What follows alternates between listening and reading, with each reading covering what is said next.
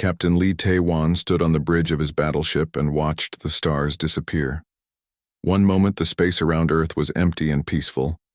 The next moment thousands of alien ships filled the darkness like angry metal insects. Each ship was bigger than anything humans had ever built. Their hulls gleamed with strange lights that hurt to look at. The alien fleet stretched across the sky in perfect formation. Lee Tae-wan had been a space captain for 20 years, but he had never seen anything so terrifying. His hands shook as he gripped the railing. The communication officer beside him was pale with fear. Everyone on the bridge knew they were looking at death itself. The aliens called themselves the Krell Empire. Their message came through every radio and screen on Earth at the same time. The voice was cold and mechanical, like a machine trying to sound alive. It spoke in perfect human languages, but the words carried no emotion at all. Humans of Earth, you have 10 minutes to surrender completely. Your planet belongs to the Krell Empire now. You will serve us as slaves or you will die. There is no other choice. Resistance will only make your suffering worse. We have destroyed 1,000 worlds before yours. Admiral Park So-young was on Luna Base watching everything happen. She had gray hair and tired eyes, but her voice was steady when she spoke to all Earth forces.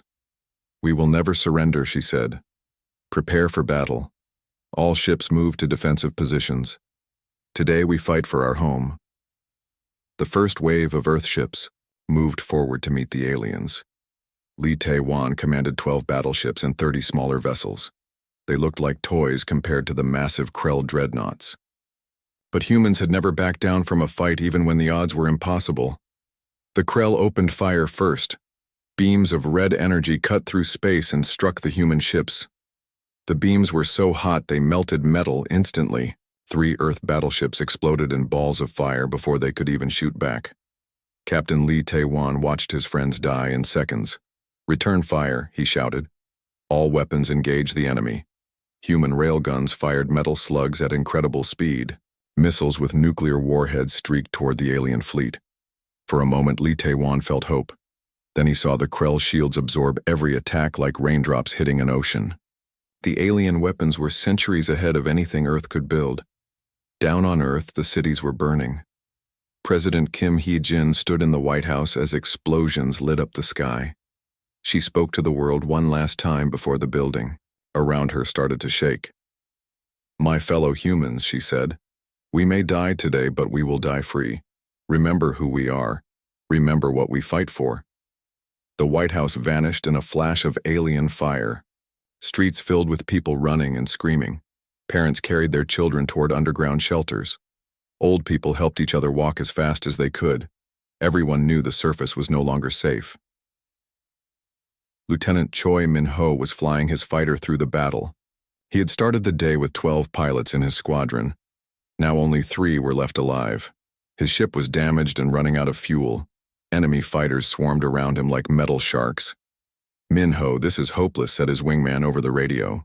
We cannot win this fight. Maybe not, replied Min-ho. But we can make them remember us. He aimed his fighter at the biggest Krell ship he could see. It was a massive dreadnought covered in weapon towers. If he could damage its engines or weapons, it might help the other human ships. It was a suicide mission, but dying for something was better than just dying. The 3 remaining fighters dove toward the alien dreadnought. Enemy fire filled the space around them. Min-ho felt his ship shake as energy beams passed close by. His 2 wingmen exploded one after the other. Now he was alone, racing toward certain death. Just as Min-ho was about to crash into the alien ship, something impossible happened. The space in front of him began to shimmer like heat waves rising from hot pavement. The stars twisted and bent in ways that made no sense. Reality itself seemed to be tearing apart. A massive shape began to appear, from nothing. It was a ship, but unlike anything human or alien. The hull was dark and seemed to bend light around it. Strange symbols glowed along its sides in colors that had no names. It was beautiful and terrifying at the same time. The mysterious ship was enormous, even bigger than the largest Krell dreadnoughts. It moved with grace and purpose as if space itself was helping it fly. Weapon ports opened along its hull, but the weapons inside looked like captured starlight. What is that thing? Whispered Min-ho into his radio. The unknown vessel opened fire on the Krell fleet. Beams of blue energy brighter than suns cut through, the alien ships like they were made of paper. Explosions bloomed across the enemy formation as dreadnoughts broke apart and died. In seconds, the tide of battle changed completely. The Krell fleet tried to return fire, but their weapons could not even touch the mysterious ship. Energy beams bent around it as if afraid to come close. The unknown vessel moved through the battle like death itself, hunting its prey. Captain Lee Tae-wan stared at his screens in amazement. His damaged battleship was still alive because the mysterious ship had destroyed every Krell vessel that was shooting at him. Around Earth, the alien fleet was retreating in confusion and fear. "Who are they?" asked Admiral Park So-young from Luna Base. "Where did they come from?"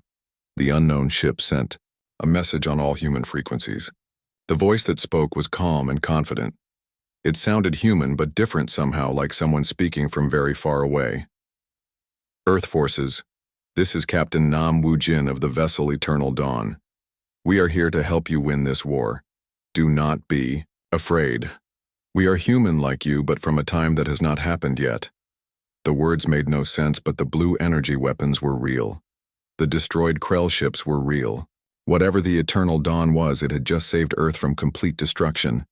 Min-ho landed his damaged fighter on the nearest Earth ship. His hands were shaking and his heart was beating so fast he could barely breathe. He had been seconds away from death when the impossible happened. Now he was alive and Earth still existed because mysterious humans from the future had come to save them. The first battle was over, but everyone knew the war was just beginning. The Krell Empire would not give up after one defeat. They would come, back with more ships and deadlier weapons. But now Earth had allies with technology that seemed like magic. The stars no longer looked empty and cold. Somewhere among them were friends waiting to help humanity survive.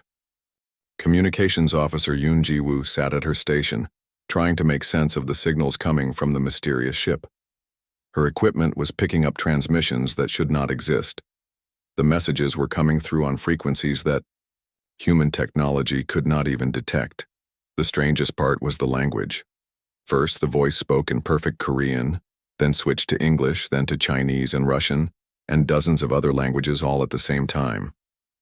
It was as if the speaker knew every word that had ever been spoken by any human anywhere.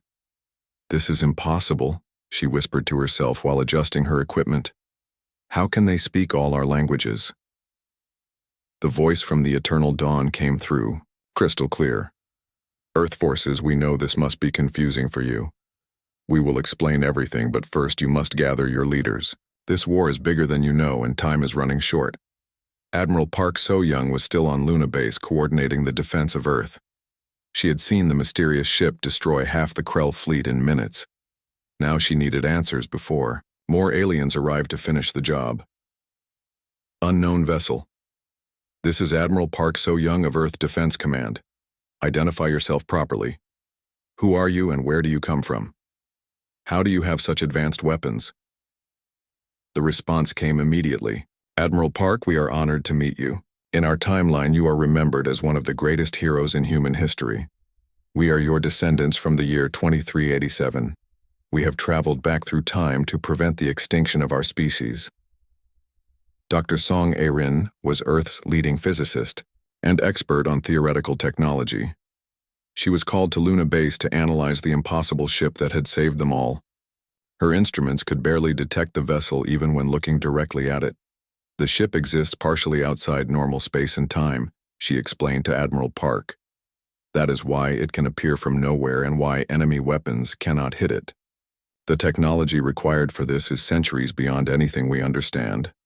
A new voice came from the Eternal Dawn. "This is Captain Nam Woo-jin requesting permission to transport down to meet with your leaders. We have much to discuss and very little time before the next Krell attack arrives." Admiral Park hesitated for a moment. These strangers claimed to be human, but they had technology that seemed like magic. They could be lying about everything, but they had just saved Earth when all seemed lost. She had to take the risk. "Permission granted, Captain. Transport to Luna Base Conference Room 7. Come alone and unarmed." A column of silver light appeared in the conference room. When it faded, a man stood where empty air had been seconds before.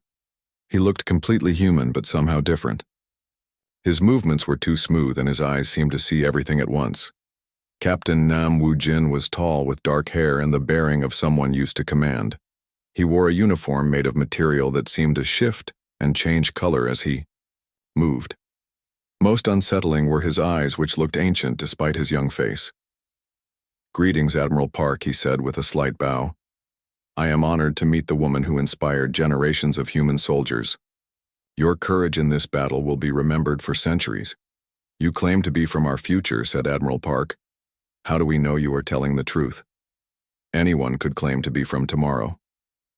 Captain Nam smiled sadly. "In your personal quarters, Admiral, you keep a photograph of your daughter Min Jung, who died in the Mars colony accident 5 years ago. You blame yourself because you recommended her for that mission. Every night you look at that picture and wonder if she would be proud of the choices you have made." Admiral Park went pale. No one knew about the photograph or her private guilt about Min Jung's death. She kept those feelings locked away where nobody could find them. "How do you know that?" she whispered. "Because in our timeline you told me yourself," replied Captain Nam. "Before you died fighting the Krell at the Battle of Jupiter Station, you said that saving humanity was worth any sacrifice. You said your daughter would understand." Dr. Song stepped forward with her scanning equipment. "Captain, I am detecting energy readings from your body that should not be possible. Your cellular structure appears to be enhanced far beyond normal human limits." "We are still human, Dr. Song, but we are human evolved. 300 years of genetic therapy and technological integration have made us stronger, faster, and smarter than our ancestors. We had to become more than human to survive what was coming." More soldiers materialized in the conference room. Commander Jang Dong-wook appeared first, followed by several others. They moved like dancers or predators depending on how you looked at them. Each one carried weapons that hummed with barely contained energy. "These are members of my senior staff," said Captain Nam. "We represent the last free humans from a timeline where Earth fell to the Krell Empire. For 3 centuries we lived as slaves before finally developing the technology to travel backward through time." Commander Jang stepped forward and activated a device on his wrist. A holographic display filled the air showing the solar system, as it had never been seen before. Strange energy patterns swirled around every planet and moon. "The Krell invasion of your timeline was triggered by humanity's first faster-than-light experiment," said Commander Jang.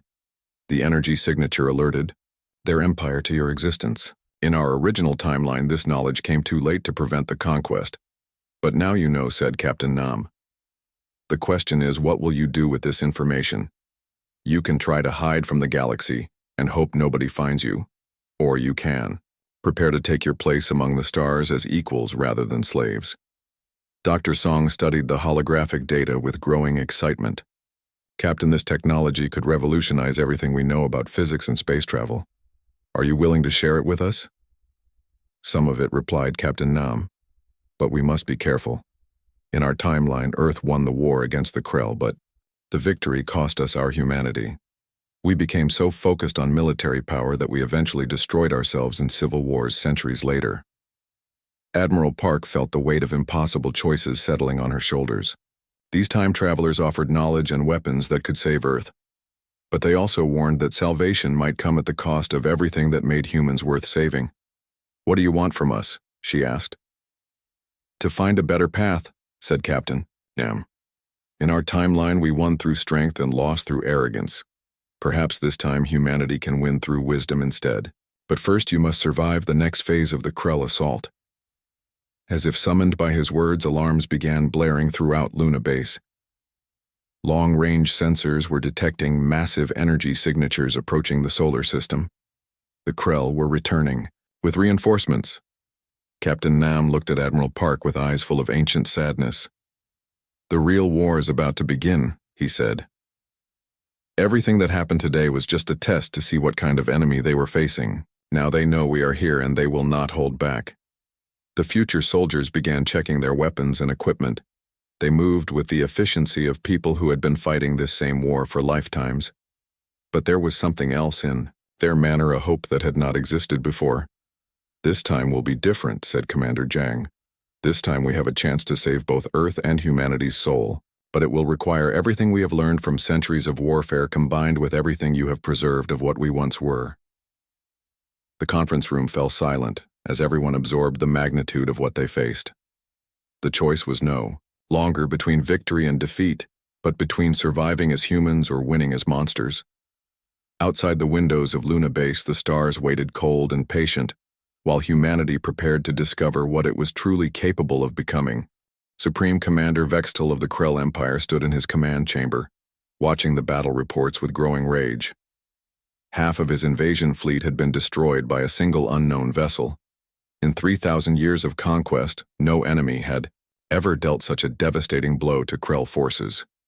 The holographic display showed the mysterious ship that had appeared from nowhere. His analysis teams had studied every second of the battle, but they could not understand the technology they had witnessed. The weapons bent space itself, and the shields ignored physical laws. "This cannot be human technology," snarled Vextal to his subordinates. "Humans are primitive, barely capable of leaving their own planet. Someone else is helping them. Find out who." His intelligence officers worked frantically to identify the unknown vessel. Every database in the Krell Empire was searched for similar technology. Other alien races were questioned, but none had ever seen anything like the Eternal Dawn. Marshal Kekstar approached the Supreme Commander with news. "Sir, we have detected massive energy signatures throughout this system. The unknown ship is not alone. There appear to be other vessels hiding in dimensions we cannot access." Vextal slammed his clawed fist on the command console. "Then we will bring everything. Send word to all sectors. I want every available ship brought to this system. If Earth has found powerful allies, then we will show them what true power looks like." Across the galaxy, Krell reinforcement fleets received the emergency summons. Dreadnoughts and battlecruisers abandoned their patrol routes and set course for Earth. Dimensional gates tore open in space as the Empire mobilized its full military might for the first time in centuries. Meanwhile, in Earth's solar system, the real war was beginning. Wave after wave of Krell ships poured through the dimensional gates. The sky around Earth became a maze of alien vessels, stretching from Mercury to Pluto. Each new arrival made human victory seem more impossible. Captain Li Tae-wan commanded the rebuilt Earth fleet from his flagship. His ship had been repaired after the first battle, but he knew human technology was still no match for Krell weapons. Their only hope lay with the mysterious allies from the future. Sergeant Lim Soo-jin was aboard the Eternal Dawn, preparing for her first combat mission with the Time Travelers. The future soldiers had given her advanced armor that made her feel like a superhero. The suit enhanced her strength, speed, and reflexes beyond human limits. "The armor is just the beginning," explained Commander Zhang as he checked her equipment. "Your mind is your greatest weapon. The suit connects directly to your nervous system and amplifies your natural abilities. Trust your instincts and the armor will help you achieve the impossible." Soo-jin looked at herself in the mirror and barely recognized the figure staring back. The armor was sleek and black with glowing blue lines running along the joints. A helmet covered her head with a display that showed her everything happening around her in perfect detail. "How many Krell ships are we boarding?" she asked Commander Zhang. "All of them," he replied with a grim smile. "The only way to win this war is to capture their command vessels and turn the fleet against itself. Earth forces will provide a distraction while we strike at the heart of their formation." The battle began when Krell planet-killer weapons targeted Earth's major cities. Beams of energy capable of cracking continents lanced down from orbit. But the future soldiers were ready with technology that could redirect entire attacks. Captain Nam Woo-jin stood on the bridge of the Eternal Dawn coordinating the defense. His ship existed partially outside normal space, which allowed him to move instantly anywhere in the solar system. One moment he was protecting Earth, the next he was striking at Mars, where the Krell had established a staging area. The Time Travelers revealed new weapons with each passing hour. Plasma rifles that could cut through any armor. Teleportation devices that let soldiers appear inside enemy ships. Tactical computers that predicted enemy movements before they happened. But the most amazing thing was how they fought. The future soldiers moved like dancers in perfect harmony with each other. They seemed to know what their teammates were thinking and planning. Every action flowed seamlessly into the next, as if choreographed by a master. Su Jin found herself aboard a Krell command ship with 5 other future Marines. The interior was a maze of dark corridors filled with alien technology. Strange symbols glowed on the walls, and the air had a bitter metallic taste that made her throat burn. "Stay close to me," whispered Marine Kim Tae-hyun as they moved through the ship. These vessels are designed to confuse intruders. The layout changes constantly, and there are hidden traps everywhere. Their mission was to reach the bridge and capture the ship's captain alive. Intelligence gathered from previous raids had shown that Krell commanders carried codes needed to access the dimensional gates. If they could capture enough commanders, they might be able to turn the gates against the invasion fleet. The first group of Krell soldiers they encountered were 8 feet tall, with 4 arms and natural armor plating. Their weapons fired bursts of superheated plasma that could melt through steel. But the future Marines moved too fast to be targeted easily. Su Jin watched in amazement as her teammates flowed around enemy fire like water. Their movements were so smooth and precise that they seemed to be dancing rather than fighting. Her enhanced armor let her move the same way, turning her into a ghost that could strike and vanish. The plasma rifle in her hands felt alive with barely contained energy. When she pulled the trigger, blue fire leaped out and cut through Krell armor like it was made of paper. The weapon aimed itself, somehow knowing exactly where to strike for maximum effect. Bridge secured, called Marine Park Hyo Sung over the tactical network. "We have the captain and his senior officers. Beginning data extraction now." Similar reports came from across the battlefield as future soldiers captured ship after ship. The Krell had never faced enemies who could appear anywhere at any time. Their rigid military formations became traps as human strike teams materialized in the most protected areas. Commander Oh Hyun-sik led the assault on the largest Krell dreadnought. His team consisted of 12 enhanced Marines who moved through the enemy vessel like death itself. They left a trail of disabled systems and captured officers as they fought their way to the central command deck. The Krell captain was a massive creature with 6 eyes and natural weapons growing from his arms. He fought with desperate fury, knowing that capture meant the death of his entire species, but human technology made the outcome inevitable. "You cannot win this war," growled the alien captain as restraint fields held him motionless. "The Empire spans 10,000 worlds and has existed for millennia. Your primitive species will be crushed eventually." "Perhaps," replied Commander O, "but not today, and not by you. Today you learn that humans are not as primitive as you believed."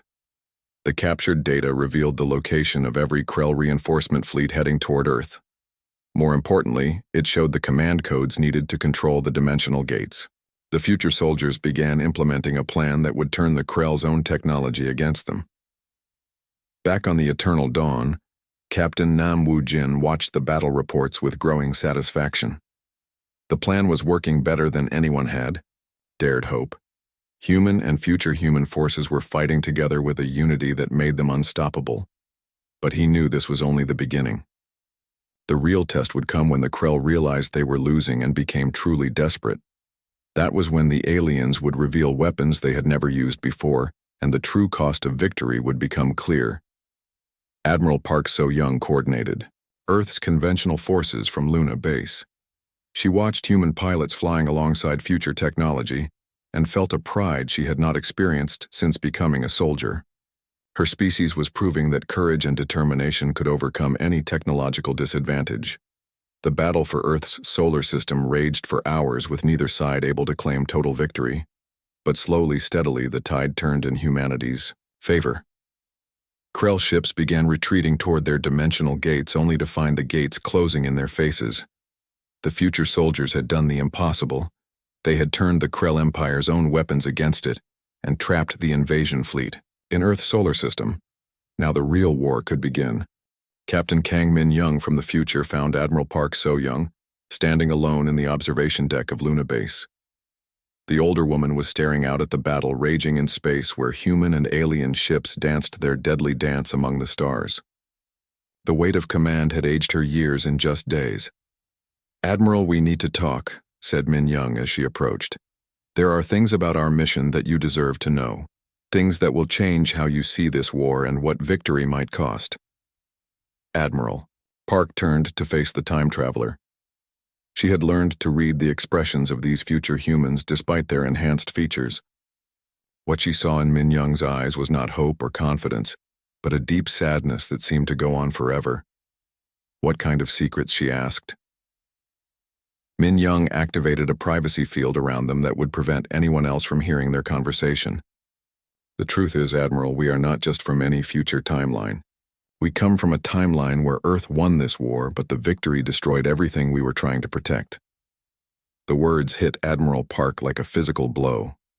She had been counting on the time travelers to show humanity a path to survival and glory. Now she was being told that victory itself might be the real enemy. "Explain that," said Admiral Park, in a voice that was carefully controlled. Min Young created a holographic display showing Earth as it existed in her timeline. The planet was covered in military installations and weapon factories. Cities had been replaced by fortress complexes, and the sky was filled with warships on constant patrol. In our timeline, humanity became obsessed with military strength after defeating the Krell, she explained. We convinced ourselves that only through superior firepower could we prevent another invasion. Every resource, every thought, every dream was focused on becoming the strongest species in the galaxy. The display showed human fleets conquering other worlds and enslaving alien populations. It showed the construction of weapons capable of destroying entire star systems. It showed a humanity that had become everything the Krell had once been. We won the war against the Krell, but we lost the war against ourselves, continued Min Young. Within 2 centuries, Earth was torn apart by civil wars as different human factions fought for control. The species that had once valued freedom and cooperation became a collection of military dictatorships. Admiral Park felt sick as she watched the images of human worlds burning in civil war. "Is that why you came back, to prevent us from winning?" "No," said Min Young. "We came back to help you find a better way to win. There has to be a path that leads to victory without losing our humanity. But we have been searching for that path for generations, and every timeline we create seems to end the same way." The conversation was interrupted by urgent alarms throughout Luna Base. Intelligence Officer Kim Yu-na had discovered something that changed everything they thought they knew about the war. "Admiral, this is incredible." She called over the communication system. "I have been analyzing the captured Krell data, and I found something that explains why they invaded us in the first place." Admiral Park and Captain Min Young hurried to the intelligence center, where Kim Yu-na was surrounded by holographic displays showing faster-than-light energy patterns. The data was complex, but the conclusion was simple and terrifying. "The Krell invasion was triggered by our first FTL experiment," said Yu-na excitedly. "When we tested faster-than-light travel 5 years ago, the energy signature was detected across half the galaxy. The Krell saw it as proof that humanity was becoming a technological threat. This was the missing piece of the puzzle. In the original timeline, this information had been discovered too late to matter. Now it offered a completely different approach to ending the war. If we can prove to the Krell that we are not a threat," said Admiral Park slowly, "then maybe we can end this through negotiation rather than extermination." But Captain Min Young shook her head sadly. "We tried that approach in 17 different timelines. The Krell Empire does not negotiate with species they consider inferior. They only respect strength and they only fear extinction." Dr. Song Aaron joined the discussion with her own analysis of the future technology. "I have been studying the weapons and systems from the eternal dawn," she said. "The power sources alone could revolutionize human civilization. But there is something troubling about the design philosophy." She activated her own holographic display showing the internal structure of future human weapons. Every system is designed for maximum destructive efficiency. There are no safety protocols, no restrictions, no concern for collateral damage. These are the tools of a species that has forgotten the value of life. "That is what we became," said Captain Min Young quietly. "We told ourselves that ruthlessness was necessary for survival. Every moral compromise was justified as a military requirement. By the time we realized what we had lost, it was too late to change course. The implications of this revelation split Earth's leadership. General Bae Hyo-min argued that survival was more important than maintaining human values. If becoming like the Krell was the price of not being enslaved by them, then it was a price worth paying. But others, led by Dr. Song, insisted that winning the war while losing humanity would make the victory meaningless. What was the point of saving human civilization if humans themselves became monsters in the process? The debate raged through the highest levels of Earth's government while the battle continued in space. Should humanity embrace the weapons and tactics that could guarantee victory? Or should they find a way to win without sacrificing their souls? Meanwhile, the future soldiers continued their mission with growing doubt about their own methods. They had spent centuries perfecting the art of warfare, but they had forgotten almost everything about the art of peace. Sergeant Lim Soo-jin found herself questioning everything she had been taught about combat. The future Marines moved with deadly precision, but they showed no emotion when killing enemies. They treated alien lives as obstacles to be removed rather than beings with their own hopes and fears. "Is this what victory looks like?" she asked Marine Kim Tae-hyun as they prepared for another boarding mission. "Do we have to become killers to survive?" Tae-hyun paused in checking his weapons. "In our timeline, we convinced ourselves that compassion was a luxury we could not afford. Every act of mercy was seen as a weakness that could cost human lives. But look where that thinking led us." The conversation was overheard by Commander Jang Dong-wook, who had been wrestling with the same questions. He gathered his squad for a briefing that was really a confession. "We came back through time to save humanity," he told them. "But we brought with us all the mistakes and moral compromises that destroyed our timeline. If we simply repeat our past, then we will create the same future." "What do you suggest?" asked Soo-jin. "That we learn from Earth's forces how to fight without losing ourselves. They may not have our technology, but they still remember what we are fighting to preserve. Perhaps the key to victory lies not in superior weapons, but in superior purpose." The revelation changed everything about how the future soldiers approached combat. Instead of simply overwhelming enemies with firepower, they began trying to capture and convince rather than kill.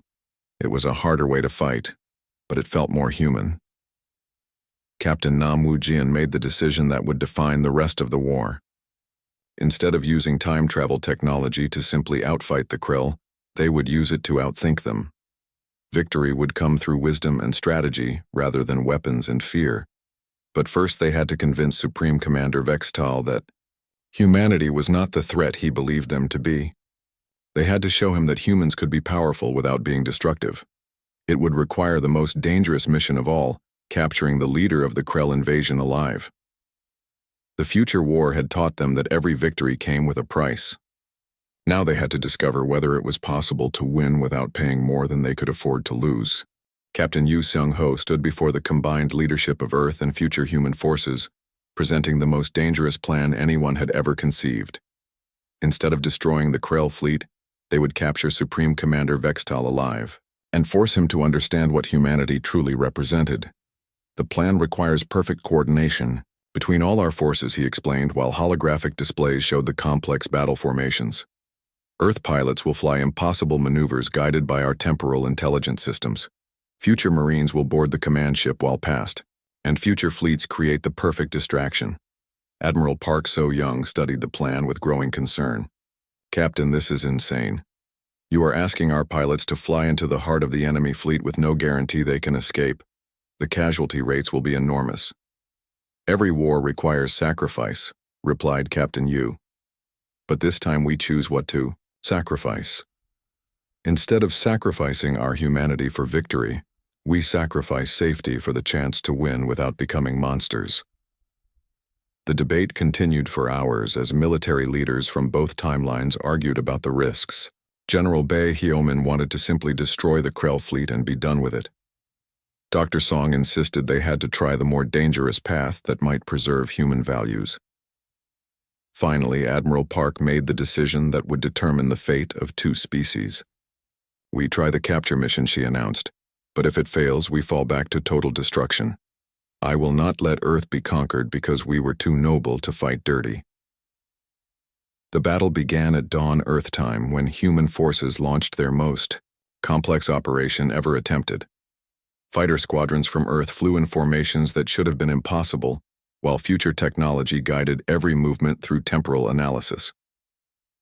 Lieutenant Choi Min-ho led the first wave of Earth fighters directly into the Krell formation. His squadron was equipped with future technology that let them see enemy movements before they happened. It felt like flying through a deadly dance where he knew all the steps in advance. Min-ho, this is incredible, called his wingman Lee Jun-soo. Over the radio, I can see where every enemy fighter will be in 10 seconds. How is this possible? Future Tech, replied Min-ho, as he rolled under a plasma blast that had not been fired yet. Just trust the system and try not to think too hard about the physics. The Earth pilots found themselves flying maneuvers that pushed their ships beyond normal limits. But the future guidance systems made it possible to survive encounters that should have been certain death. They danced through walls of enemy fire like ghosts made of metal and determination.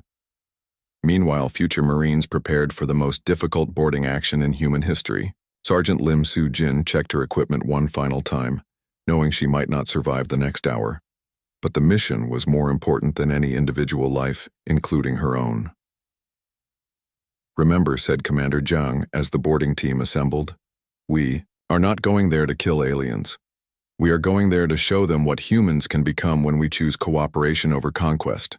Every action you take reflects on our entire species. The boarding pods launched from the eternal dawn, while the space battle raged around them. They were small craft designed to penetrate enemy defenses and deliver troops directly to their targets. Each pod carried 6 Marines and enough equipment to fight a small war. Soo-jin felt her stomach drop as their pod accelerated toward the massive Krell command ship. Enemy weapons fired at them from every direction, but the pod's advanced shields deflected everything. The ride was like being inside a meteor falling toward a planet made of guns. 30 seconds to impact, called the pilot. Prepare for immediate combat upon arrival. The pod smashed through the hull of the Krell command ship and the Marines poured out ready for battle. But instead of fighting their way through the ship, they moved like shadows, avoiding combat whenever possible. The mission was capture, not conquest. The interior of the alien vessel was a maze of dark corridors and strange technology. Gravity shifted constantly and the air was filled with chemical scents that burned human throats. But the future Marines had trained for exactly these conditions. Soo-jin found herself paired with Marine Han Mi-young from Earth's regular forces.